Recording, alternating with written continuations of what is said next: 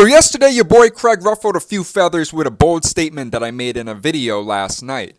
I said that if you play retro games on an LCD or an OLED screen, you're doing it wrong.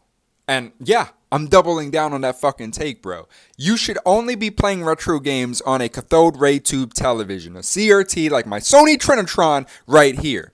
Now listen, I've heard a lot of excuses. The only excuse that I will take for not getting a CRT is the space. If you don't have the space for this gigantic titan of a television, I understand.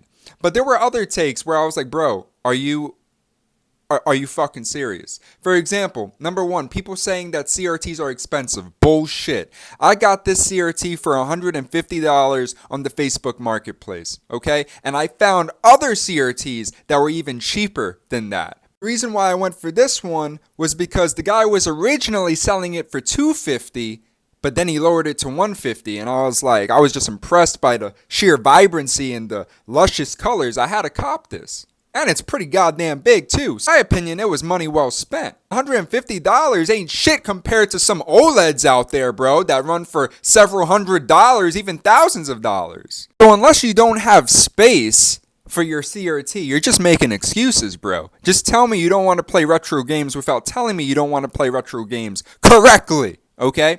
Then the other thing I heard people say is like, oh, well, Craig, emulation, upscalers, filters, listen, I love emulators, but some of the filters that are on there, it doesn't matter what filter you put onto your emulated game, bro, it's not going to look as fire as the real native thing. If you have the money, if you have the space, you should cop a CRT. I don't want to hear nothing, bro.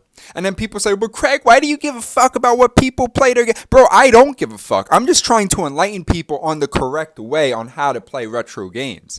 There's nothing wrong with playing retro games on an emulator here and there, but one cannot deny that this is the best way to experience them. I mean, like I said before, games that were made back then were developed with the intention of being played on these televisions. The colors are more vibrant, more potent, they pop more. The scan line is gorgeous. And on top of that, 2D sprites and the graphics of back then in general just look better on these types of televisions. It's not that hard to grasp!